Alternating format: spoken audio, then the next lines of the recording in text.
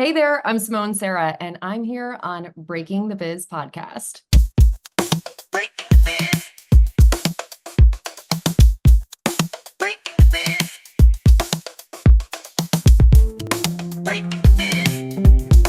Stay tuned for today's episode of Breaking the Biz, an informative podcast where we dive into the world of entertainment by interviewing seasoned professionals who have made their mark in the industry.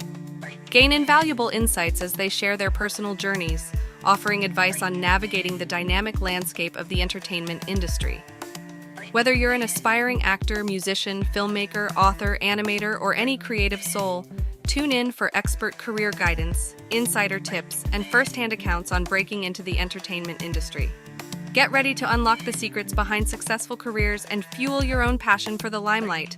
Please remember to like this video and to subscribe to our channels for more great conversations. Greetings from Breaking the Biz, brought to you by Yes I Can Unity Through Music and Education. I'm William Felber, your navigator through the intriguing universe of the entertainment industry, as revealed by the visionaries and creators who bring it to life. Stay tuned as we delve into diverse insights from the forefront of entertainment, hearing from pioneers, creators, and agents of change. Prepare for a journey filled with tales of innovation, resilience, and the undying quest for artistic brilliance. Welcome to Breaking the Biz podcast with the Yes I Can crew. We have got a great guest with us tonight. We have Simone Serra, who is a voiceover actor specializing in commercial e-learning podcasts and everything else under the voiceover realm. She's a seasoned voiceover performer who can help you elevate your content and your brand through truthful and dynamic storytelling while making the process collaborative, easy, and fun. So you've come to the right place if you're looking for some of the best in voiceover. Over the last 5 years, her experience in the voiceover industry has kept ears attuned in the pulse of what's trending, marketable, and what sells. She offers a service that brings all three to your project. With over 20 years of professional acting experience, multi-skilled to provide a range of performance that can be tailored to your company and its ethos. As a result, those skills have caught the attention of the national and globally recognized brands with clients that include Samsung, The Late Show with Stephen Colbert, Domino's, ACT Mouthwash, Ulta Beauty, Eco Products, and Dollar General. Without any further ado, let's jump into it. So the first question I love to ask our guests are, when you were a small child, what was the dream job? You're like, when I grow up, I want to be. Since a wee little, my answer has always been an actor. That has always been since, probably the age of 4 or 5. It's actually more, I don't even know if I had the words for it, but it was always more instinctual. When I was a kid, I used to watch all of my favorite movies and I would learn all of the lines to every single character of each of whoever it was that was in the film. And I would really just always be studying their behavior more than anything. And once I learned all the lines for every character, I would just stand in front of the TV and I then would just perform, and I would be performing outwards to then whoever it was that I was talking to. And so like I said, it was so much more of an instinctual habit that I had from such a young age that then once I was able to really kind of realize that what the people who were on the screen, that was their job, I thought, oh, that's what I want to do. I love it. I love it. So Let me ask you, in high school, I'm going to go on a limb. You did a lot of theater. Yeah, I did. I did a lot of theater. I was also a dancer for a really long time too. So I was in dance classes. Yes, I was in dance classes since I was a kid. And all the way up until high school. And then, of course, I wanted to be in all of the high school plays and in all the musicals that they were auditioning, but I was in dance classes. And so that was really hard on my schedule. And I really tried to do both. But my heart was always in acting. And I think I was always kind of afraid to admit that to people at first, because I also had a passion for dance, but then, but I really then wanted to lean then more into this other route. And then I started then doing a lot of theater in high school. Okay.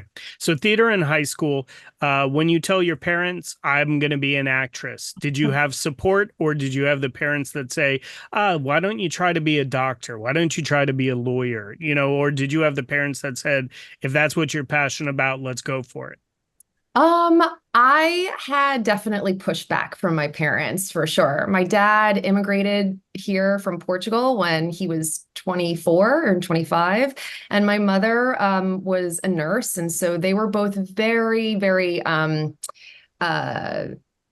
what's the word? They had a huge um, they really tried to push education on me more than anything else. And so even though they supported that that was something that I was passionate about, at the same time, they also really would try to drill it into me. But like, you need to go to college. And if you do go to college, you should probably have this as your second backup or something to do that then you can enjoy as a hobby. But maybe you should try to think of something else. And so and even though my mom, especially, my mom was definitely one, she always came to all of the high school musicals that I was in or all of my dance recitals. My dad, though, he worked and he had to work a lot. And I think that it was a little bit more difficult for my dad to understand. My mom always really wanted to stay supportive. But then as I got older and she realized, like, oh, this isn't just a hobby for her, this is her passion.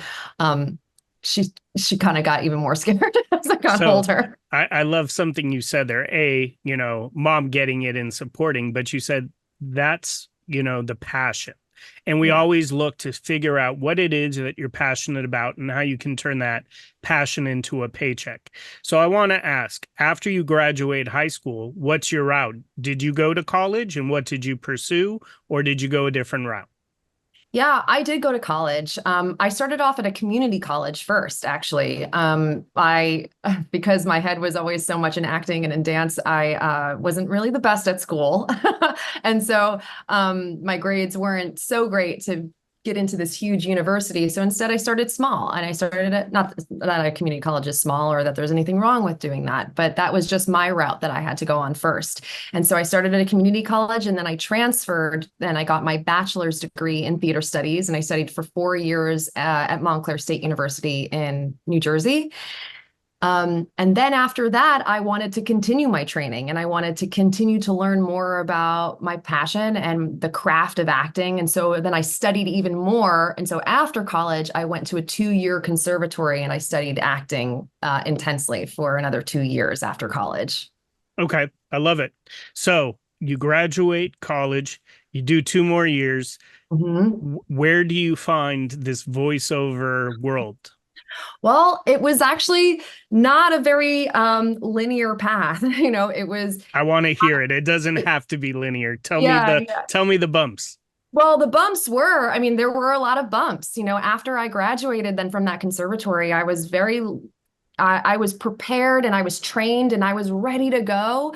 And I thought, I'm ready for all the opportunities, but then there were no opportunities, or at least they were very slow, or there were opportunities that were not paying me anything. And I was living in New York City, and that was really hard and complicated. And then that was where I started to really struggle because there's the dream of what it is that I want. And then there's the reality, right, of then having to live then through your everyday life and make a living.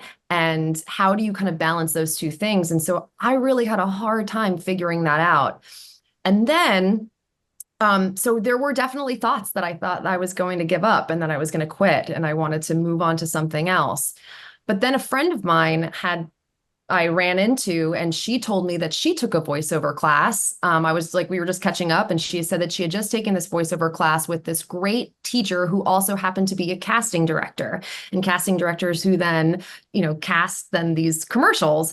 And I had taken so many classes with casting directors that then take your money, that you meet them and like you pay for classes and really to build these relationships with them, but then you sort of never hear from them after that. And so I was a little jaded by it. And so I said to her, I don't really know I don't know, I'm kind of over taking classes with these casting directors. And she said, no, no, no, this guy is a real deal teacher. Like, he's amazing. You really should give it a shot. And so then I did.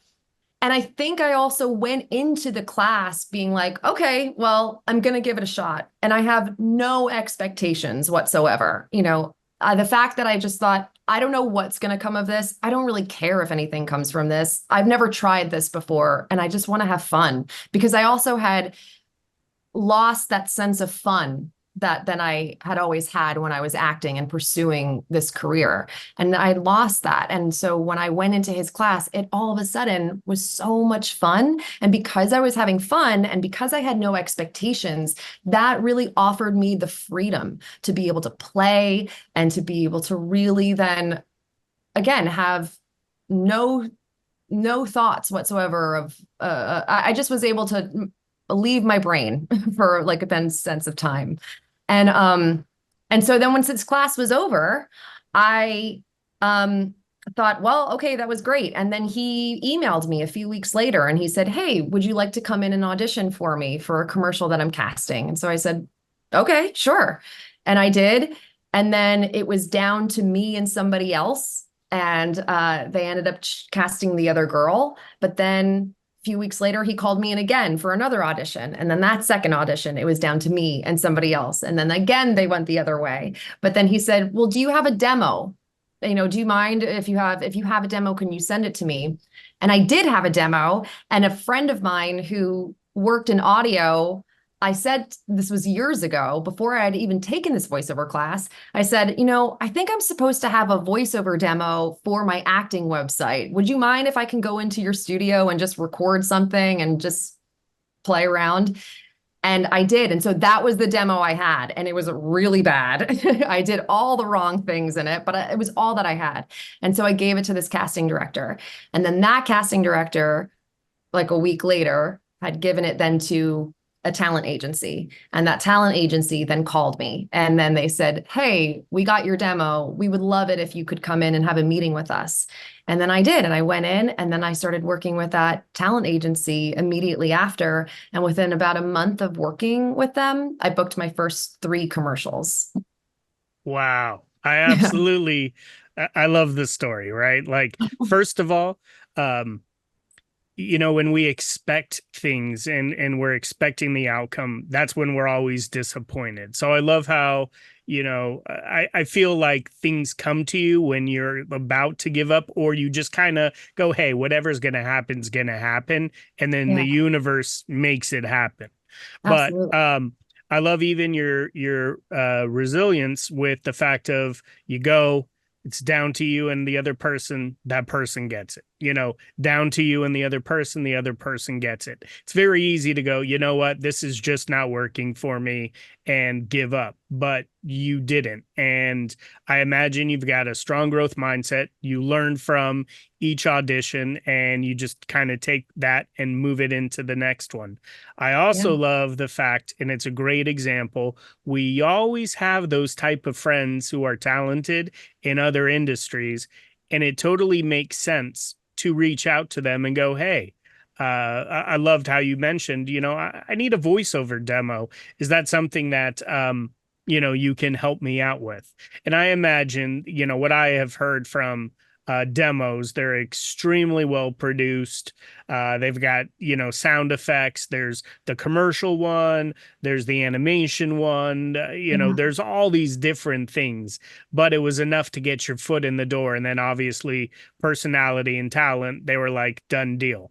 But amazing, right after that, 3 commercials booked. Yeah.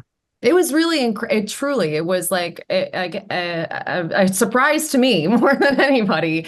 But it's true. It's like, it doesn't have to be perfect, right? Even though, yes, like to anybody now, I would say if they were in my position, don't really do what I did in terms of like getting this demo. There's other ways that you can go about it that then would be still just as professional and just as good a quality. But again, like it doesn't have to be perfect right away. Just put yourself out there. You know what I mean? Like you have to take the first step. And yes, it's not even about your resources, right? It's about your resourcefulness. So if you don't have maybe the money to be able to buy that demo, you maybe might know somebody, yes, who has a friend that then does recordings or like works in radio or knows somebody who's an audiobook narrator that maybe, hey, could they do me a favor and coach me for one session? You know, like you have to be able to sort of figure out ways that then to work around what are quote unquote obstacles. But really, again, like these are the things that everybody runs up against. And you can either, yes, like kind of give up in those moments, or you say, well, hold on, maybe I need to just sort of sit with this for a second and think, okay, no doesn't mean no. It just means not yet. Right. And like I said, just take one step at a time, doing incremental small steps, like I said, that don't have to necessarily be perfect, but they're already just like putting you out in front of everybody. I love even how you reframed like no just means no, not yet, right? Yeah. Like sometimes we get asked, can you do something? And you go, oh, I can't do it. And it really should be, no, I haven't done it yet, but I'm willing to take an opportunity and learn, right? Yeah. So I love that. And we had like the head ADR of Disney as a guest speaker, and he talked about the best voiceover artists are truly actors within. Even Yeah. behind the microphone, you're still acting. You still have to find that character. And you have to be able to take constructive criticism because you are doing a service. It's whatever they want and how they want it. And it might not be how you think it should be, but you have to take direction. Yes. How right on is it being able to take constructive criticism to get exactly what that the casting director or the director wants? It's really crucial, you know, and I think again, you also made a good point too. It's like there was training that I had as an actor first, right? Before then I understand when everybody has this idea that they go, "Oh, I really have always thought about doing voiceover and I really want to give it a shot." But you know, I don't really kind of know anything about it. And so there's this eagerness that we have then to sort of like kind of bypass then all the steps that it is that we need to do to sort of get us prepared in order to then book those jobs and to work professionally then with then these and have these professional relationships. But it's so vital and important to have the training behind it. And I think so much of my training and so much of what I've learned over the years of me being an actor was learning how to work with directors and taking direction and learning how to not sometimes take those things, not to take them personally, right? It's literally just all they're doing. There's nothing wrong with what it is that you're doing, but they're just asking for, you know, a little shift, a little, you know, there's nothing to do with you.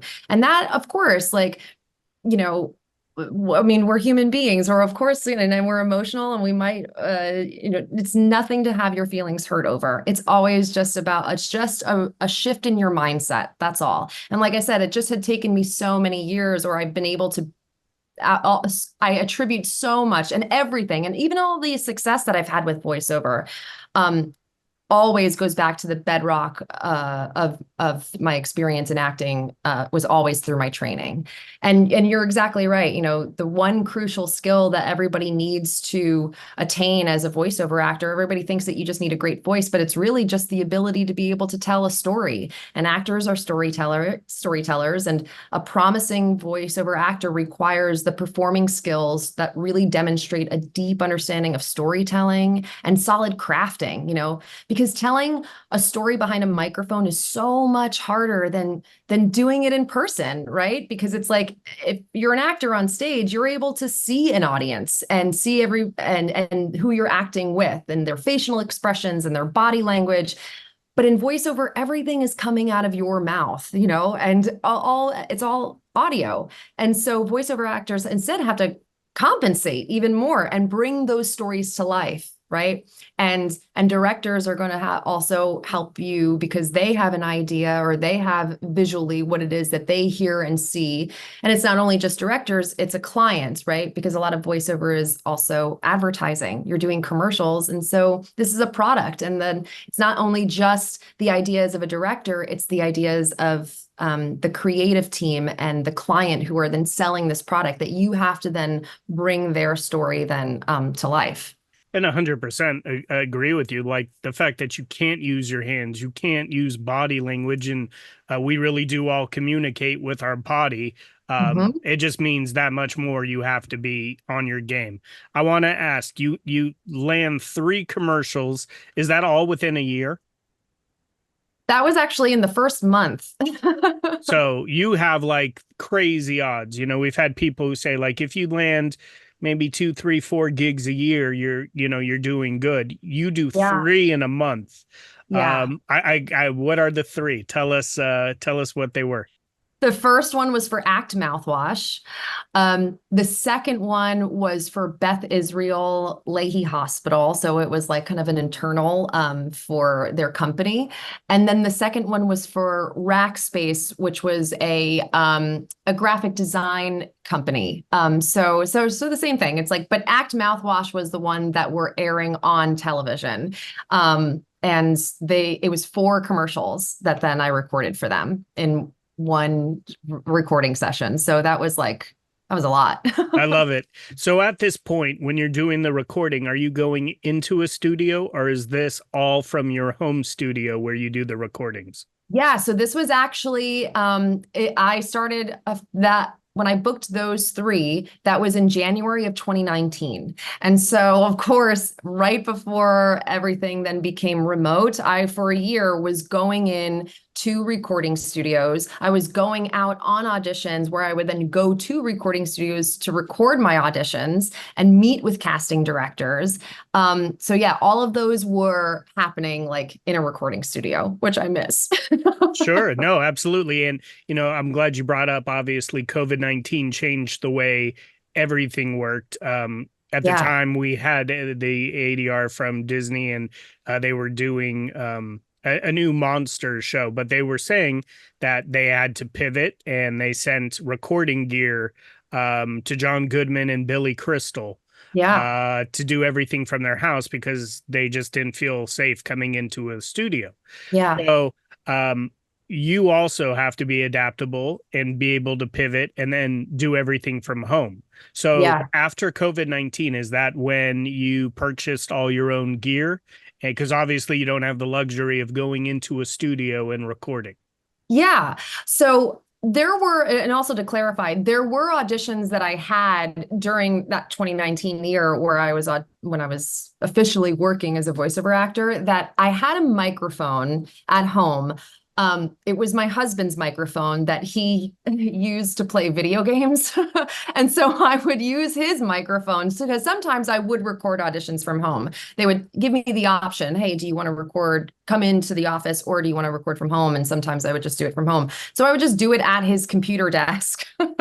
And by the way, I would also record it on a program that I didn't know how to use. And so I would ask him, I would say, hey, can you maybe help edit my, MP3s for me? Because I'm like, I could just do the talking. I was like, I can't do the technical stuff. And then when 2020 happened, and then of course, yes, I did end up having to buy then the materials and the resources that I need to record all of that from home. And my husband started working from home. And when voiceover, you need to have like a good solid setup, to make sure the quality of your audio is nice and professional.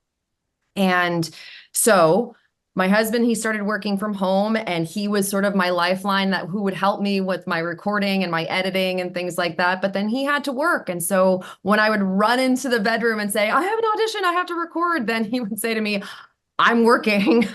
So there's YouTube. You're going to have to learn to do it on your own. And like what you just talked about is this adaptability that for me was really a struggle. Like I'm not very good with change, and I'm not very good with learning new things because by the way, am also I've had to work a lot on my confidence and my ideas about myself and what it is that I think that I'm capable of. And I would always, my go-to response always at first would be like, no, no, no, I don't know how to do that. I don't know how to do that before I would even try. And it was a huge learning curve for me. And I'm so grateful that that happened because, I had to learn and I had to learn on my own. And it was hard. It was really hard, but it took time and patience with myself. And but I did it. I did it. And now I edit all my stuff on my own. And then I had to learn about equipment. I had to learn about all of the technical side of voiceover that, again, like never really interest me, and not like it interests me a lot that much either. But it's like I have to know these things. I have to know them as a voiceover actor. There are always going to be parts, like acting is always the fun part, right? That's the fun stuff. But now what we're talking about in terms of the business side of things, you have to know and learn and educate yourself, because again, nobody's really going to be doing it for you. You are the one doing the work. Of course, there are people that will help you. But again, like it also requires the work on your end as well. That's really, the most work. Right. Sure. Absolutely. Editing and getting it down. And it's so easy to say, I don't know how to do that. And then gets to the point where you're like, okay, I got to figure this out. I got to do it on my own.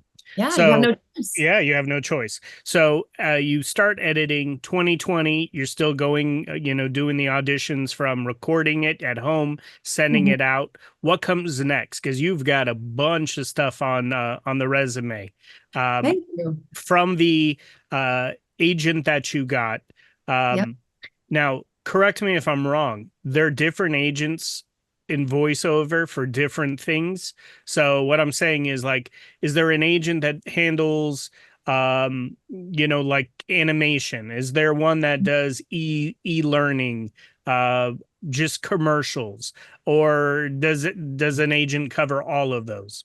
There are, yeah. I mean, there are specific agents for specific genres of voiceover. I mean, even though my agents, I mostly work with them commercially, I have gotten auditions through them for video games and for some like animation things. But yes, there are agents that do a lot for either audiobook narration or for animation, for sure.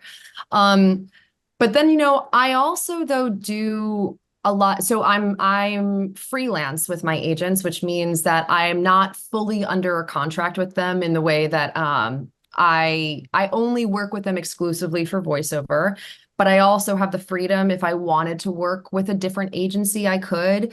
Or, I mean, I then personally also audition on my own. I go out and I find auditions on my own, besides then just only waiting around for my agents then to submit me for auditions, especially if that's like the way that I want to make income. And so you work then either as actors are this anyway, are entrepreneurs, right? And with voiceover, you can do independent contract work is what it's called. And so I've scored a lot of auditions, yes, through my agents. The majority of the jobs that I've had, or at least the big jobs, have been through my agents. But then also a lot of the jobs that I have, like the Late Show with Stephen Colbert, that's actually a job that I got myself. But it's also because the guy who directed then those scenes that then I'm the voiceover for, I've known him since middle school. And so that's sort of another kind of thing that I love to talk about and bring up, is about cultivating community around you and building up your professional and creative relationships. Those are the things that also will help carry you. Because again, like and I'm sure everybody who's here has heard this, like just sort of waiting around for an agent to then send you an audition, it's just not enough, right? And especially if you're hungry enough, and especially if you love it as much as you do, and you want to be doing it all the time, it requires then you putting in the work on your side too.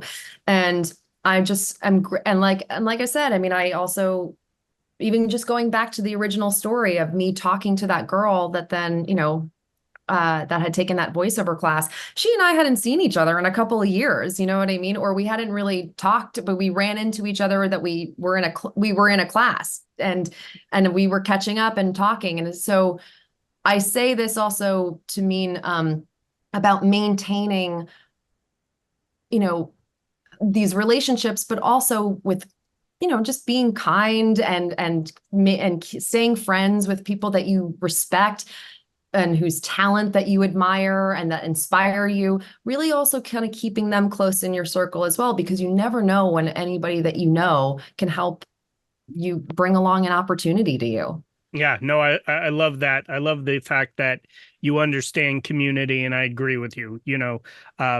Any good leader or someone with an entrepreneurial mindset understands that you've got to put a team around you Yeah.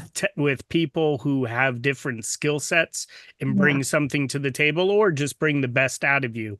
And I think the example of just talking to a friend that you haven't seen in a long time is also a great example of natural networking. Yes. We always think networking means going to a party, or walking around a table and just taking business cards and then going. That's not how it has to be. Networking can be just you sharing, just like your example of, hey, I just took a class, you should try to take that class, you're talented. And it is also a clear example of, when you have a good circle around you, opportunities are going to come your way. And it is a good person who goes, hey, this is an opportunity. And not so much, oh, you're going to be my competition one day. There's enough jobs out there for everyone. But I think that's a great example. So Yeah. obviously, networking has been key to your success. Totally. And you also said something about like kind of walking around in the party, like that type of where we think of quote unquote networking. There was also for me, I also this sort of idea of like direct marketing, right? That I have to do on my end that always sort of feels super inauthentic, so like that's what it means about like where you go into a party and then you're trying to always think, if you go into each relationship thinking, okay, like what is it that I'm going to be able to get out of this, as opposed to just having the genuine, authentic connection with who it is that you're talking to, you know what I mean? Enjoying their company, and yes, and building, relationships with people that have common interests with you. Like that's something that helps fulfill you creatively anyway, right? And so like yeah, those are you just that's planting the seeds, not you just trying to calculate, okay, like, I should get in front of this person because they're going to give me that opportunity. No, no, no, no, no. Don't worry about that.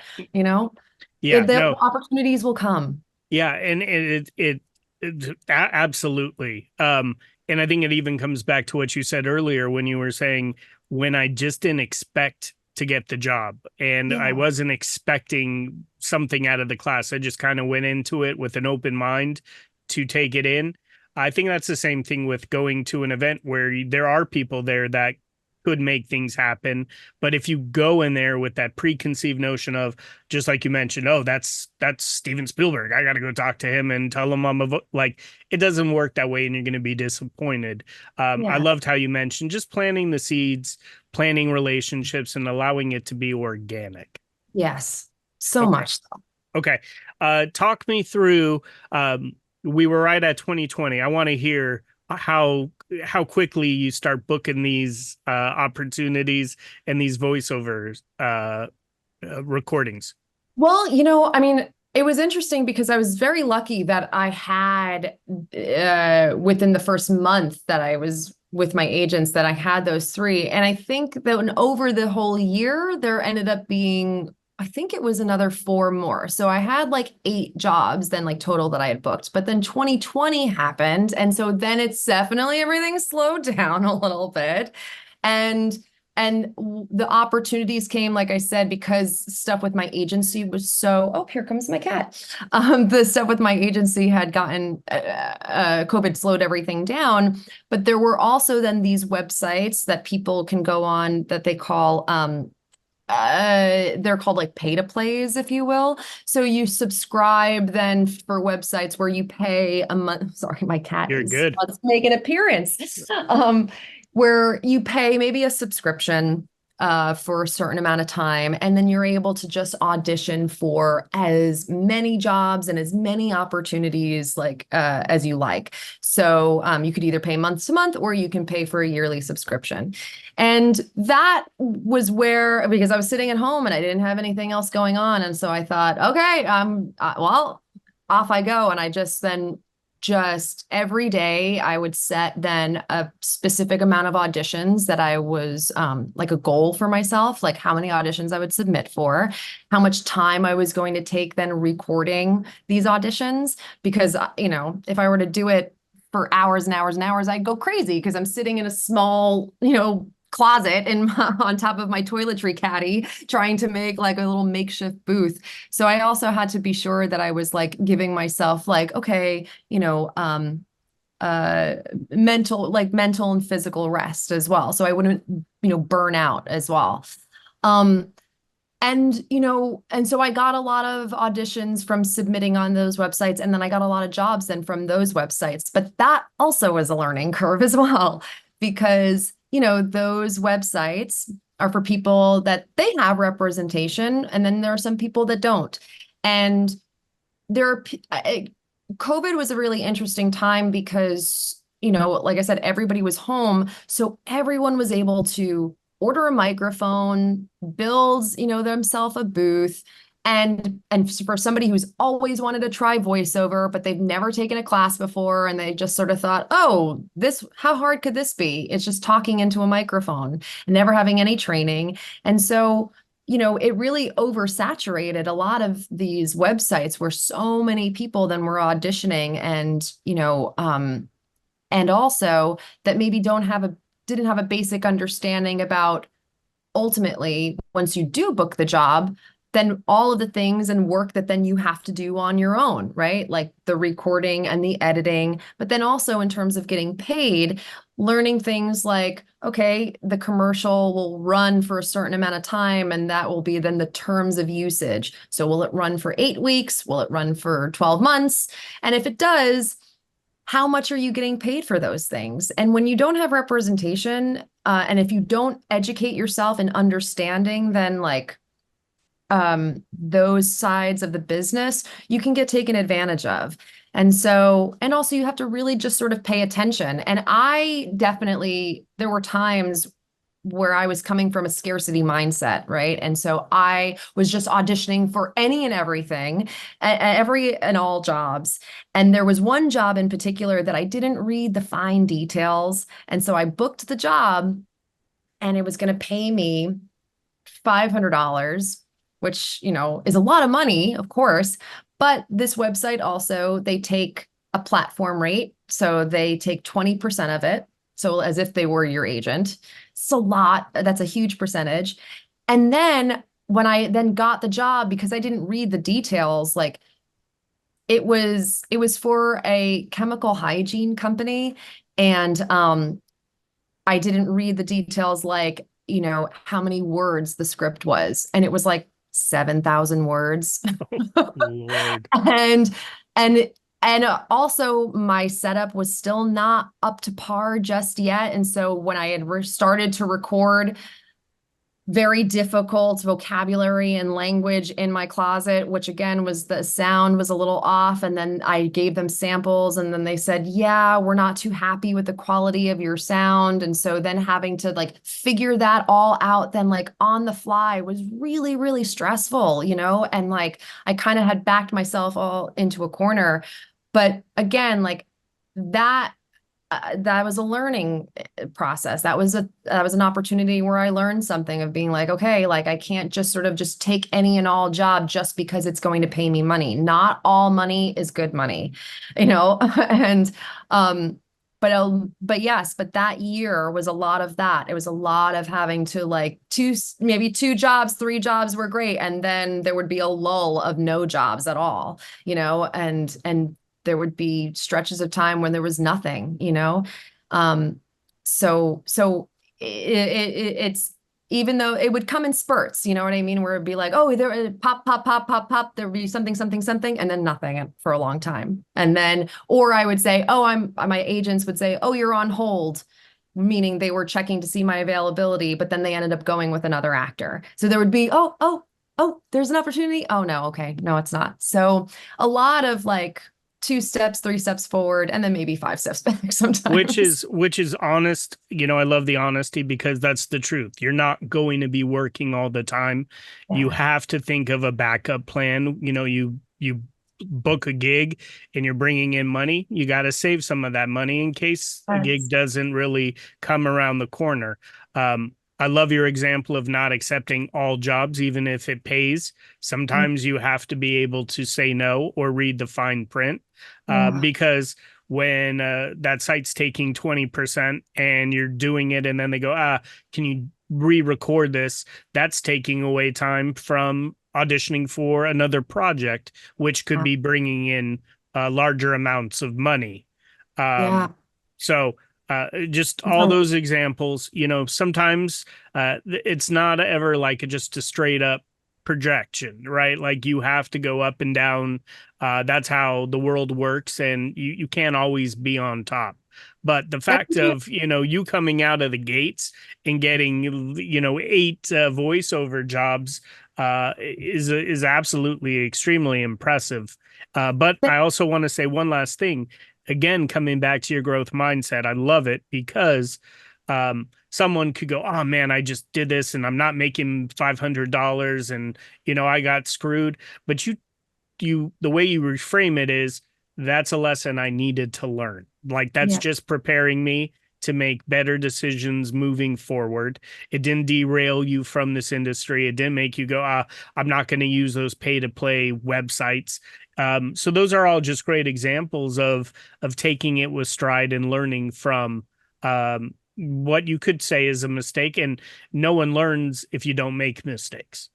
Absolutely. Yeah, no, it's so true. And like that was again, like, and trust me, there weren't, I'd be lying if I said that there weren't times where I was so like that I would take a week off. I would be like, I need to step away from this. Like I can't audition because I would be either mad at myself or I wouldn't give myself enough grace to be like, okay, listen, it's okay. You're gonna learn, but that's also, you made this really great, my cat really wants to play. You make a really great point of it just, yes, then those if you're not also learning as you go, what ends up happening is that yes, then you're having to learn on the job, and then that does take away then from your precious time, you know what I mean, of you having to then like, yeah, go on, submit for more auditions, and instead you're having to just add more work to your plate that then already feels overwhelming, right? And so that's also why it's so important, or at least I really advocate for people who are just starting out to also, because I know you're eager and I know you want to do it, but you also have to, again, like I said, it's you will end up then like kind of putting more on your plate than you feel like you can handle. And then those moments are the times then when we start to think to ourselves, or we'll say to ourselves, like, this is too hard. I don't know if I can do this. Like, I don't know if I can do this. When really it's just like, no, we just sort of like kind of took too many steps forward before we were really ready yet, and like, or really just took our time and had patience with ourselves and the process. It's so hard. Trust me, I know it's so hard because you just want to do it and you just want to make money and you just want to be good at it. You want it so bad. But then you also like, I just, it makes me so sad sometimes because then people really do just get discouraged so fast, or we just have the way that we speak to ourselves that then like can really talk ourselves out of things sometimes too, especially the thing that we want the most. No, it's absolutely true. Let's talk about mentors. Obviously, that first coach who brought you in, you took that class, you absolutely loved it. It kind of brought back that energy of just the passion of loving theater. Would you say that is, your number one mentor, or have you found mentors along the way? Yeah, I've definitely found mentors along the way, but he is truly like the whole reason why I have any type of voiceover career whatsoever. And so I always try to give him like those flowers when it's due. But my mentors, especially my mentors are my acting teachers, that I trained and studied with, because like I said, like I wouldn't I don't think I would have been as successful in my voiceover career if it hadn't been for then like the teachers that taught me how to be an actor to begin with. And all voice acting is acting.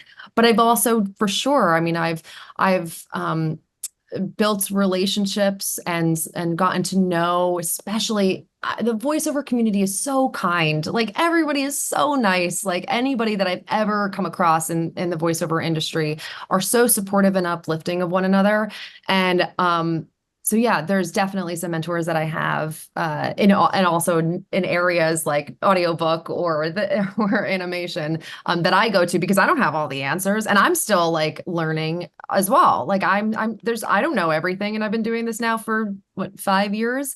I still don't have all the answers. So of course I have to still go to people that I trust, and that I really value and respect then their opinion, their talent, who they are as a person. That's so important. Yeah. Okay. So obviously you are an extremely positive person. Is there a mantra that you kind of catch yourself saying? We were just talking about that self-talk. Sometimes that self-talk can be the thing that gets in the way of our success, or that Yeah. self-talk can actually be the thing that leads us to success. Is there a Yeah. mantra that you see yourself saying daily? Yes, it's actually on my post-it. My post-it that is a picture of my grandparents right here. And it's my 2024 mantra. And it says, I expand in abundance, success, and love every day as I inspire others around me to do the same. Love it. Beautiful. Got one last question for you. So, I want to ask you, a younger self, is there any piece, like what's the biggest piece of advice you would give to your younger self with all that you have learned throughout your life? It could be from theater to voiceover. Obviously you're not one of those people like I'd change it. You're about the process and the ups and the downs. But I'm just curious, is there one piece of advice or one nugget that you would maybe tell a younger self? Yeah. So funny that you say younger self because I also, next to my post-it note, is a picture that I have of my younger self in my first acting role in kindergarten that I keep here at my work desk so that I can see and also see her every day and talk to her every day. And that piece of advice, I think, would be if I could, it would be go for it. Go for it, because there has been so many times. I mean, you said, oh, I'm a positive person. I wasn't always a positive person. And trust me, there are times when I'm not positive. And I have to also kind of remind myself of that. But go for it because, you know, it I say this and I say it took me a really long time to get here. Like I used to compare myself to people all the time. And especially like my classmates, especially like all of my other people that I would audition with and I used to really think like, gosh, what's wrong with me? Like, I don't know if I can do this. Like, I don't know if I'm cut out for this. I'm too scared. And also too, when I had parents that, especially from a young age, that were a little skeptical and I wanted their approval and I wanted to make them proud. And I was so afraid that then I wasn't capable of that. And I would just say, go for it. Go for it and do it scared anyway. Everybody's scared. Everybody thinks everybody like doesn't know what they're doing. Everybody is scared. You know what I mean? They're just maybe a little bit they've just practiced not showing it, but really deep down, they're still scared and they're doing it anyway. I love it. Go for it, right? Like Go for it it. makes absolute sense. You can always ask questions, later, but get your foot in the door. Yeah. Uh, And you're gonna make mistakes. You yeah, know what I mean? Like you're gonna make mistakes. Go for it. You're gonna be scared. Go for it. You don't know what you're doing. Go for it. That's okay. Like just putting one small step in front of the other and again, and giving yourself patience, like having patience with yourself. That's huge. Like again, like I said, I wasn't like that for a very, very, very long time. I had to learn to be like this, or not learn, I had to practice. I had to put those things into practice. It took a long time. And it doesn't stop. Like that never ends. You know what I mean? Like I still have to do those things every single day. I have to say my mantra every day. I have to shift my mindset to more positive thoughts as opposed to already going to the negative first, because that was taught to me, that, I learned that. And then that narrative became my own, that then ultimately had stopped me, you know what I mean, for many opportunities. There were so many opportunities that I said no to, before when I was trying to pursue acting. And although I'd like to say, I don't regret it, and I think, oh gosh, like it took me so long to get here. Actually, it didn't.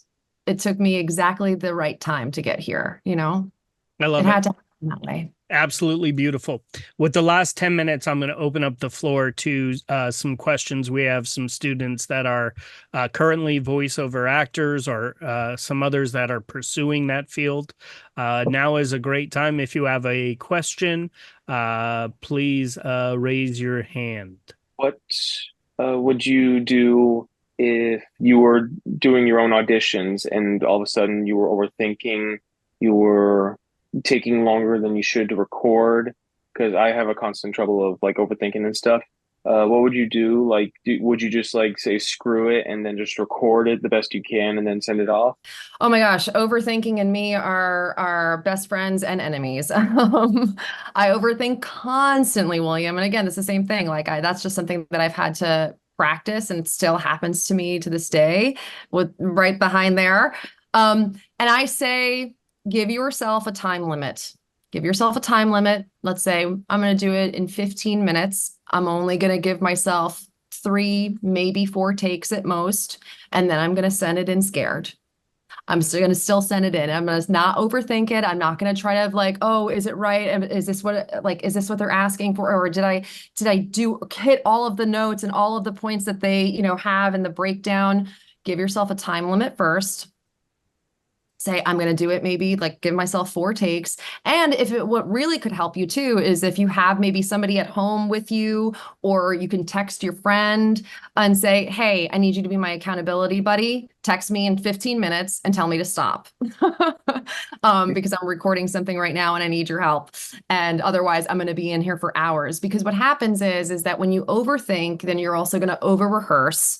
And then so much of voiceover, especially the trend of what it is that they want now, is that they want it to sound so conversational and real. They don't want it to sound any kind of announcery like or slick or polished. They want it to just feel supernatural. And the more you just say the script over and over and over again, what's going to happen is you're going to lock your brain into saying everything in a specific way. And especially if they want you to give more than 1 take, how are you going to be able to sort of kind of think outside of the box then, now that you just put yourself in, by saying it the same way over and over and over and over and over and over and over and over and over and over and over again, right? So just give yourself a time limit, give yourself a couple of takes, and then even if you hate it, even if you don't like it, I promise you it's better than you think. Sometimes I think we also think a lot of the time that we are constantly having to be like consumed by like our craft and our passion, and like and sometimes like what the thing that really is able to then breed inspiration for me is like actually when I step away from it, and then I go and I live my life. I go and I hang out with my friends or my husband, or play with my cat, or like I go for a walk. I'm in the mood to watch a show and just not think about give me some recommendations of what it is that you think that I should watch, or see a movie, or go out to a museum. Like even just go and live your life, and have acting and performing then out of your brain, because also too, life is our biggest inspiration. The relationships that we have with people, everyday experiences, again, like that, something will come from that as well. Sometimes like it's okay to like kind of take a minute, like to step away from creativity, like we always constantly have to be creating. Yeah, okay, sure. But also, having a solid day of either doing nothing or just hanging with my friends is that in and of itself my inspiration. You know what I mean? Does that make sense? Makes total sense. Absolutely. Absolutely. Yeah. And on that note, great questions. Simone, I just want to thank you for making time for us tonight. I want to wish you continued success in your career, nothing but health and happiness, such good karma to you for spreading your knowledge of this industry and providing the next generation of creatives real advice. So I just want to thank you again. Thank you so much for having me. Thank you so, so much. This was so much fun. This was lovely, and I'm proud of all of you. And I hope, I'm here for you. So please, if you want to follow me on social media, if you want to reach out on my website, you can contact me there. Anybody who ever has any questions or needs any help or advice, please don't be afraid to reach out. It was such a pleasure. Thank you again so, so much, Brett. Thank you. Awesome. Thank you. And on that note, everyone, I will share Simone's website with you as well. All right, everyone, have a great, wonderful weekend. Tomorrow's Friday. Thank God it's Friday. And have a wonderful rest of your evening. All right. Break legs, everybody. Yes. As we conclude another enriching episode, we hope you found inspiration in the stories shared today. Let's take a moment to honor Yes I Can's role in bringing Breaking the Biz to life. Yes I Can's commitment to empowering young people with disabilities through education, advocacy, and mentorship shines brightly, paving paths of opportunity and dialogue. This podcast celebrates the organization's dedication to nurturing talent and facilitating impactful discussions. Breaking the Biz is more than a podcast. It's a part of Yes I Can's broader mission to amplify voices, dismantle barriers, and craft a world that's more inclusive and accessible for everyone. Each episode is a chapter in our shared narrative of progress, education, and empowerment, driven by the spirit of Yes I Can. Thank you for spending your time with us on Breaking the Biz. Continue to challenge the status quo and share stories that resonate. Until our paths cross again, let's keep transforming aspirations into achievements and infuse every endeavor with optimism. Here's to advancing the landscape of the entertainment industry, one episode at a time. I'm your host, William Felber. See you next time.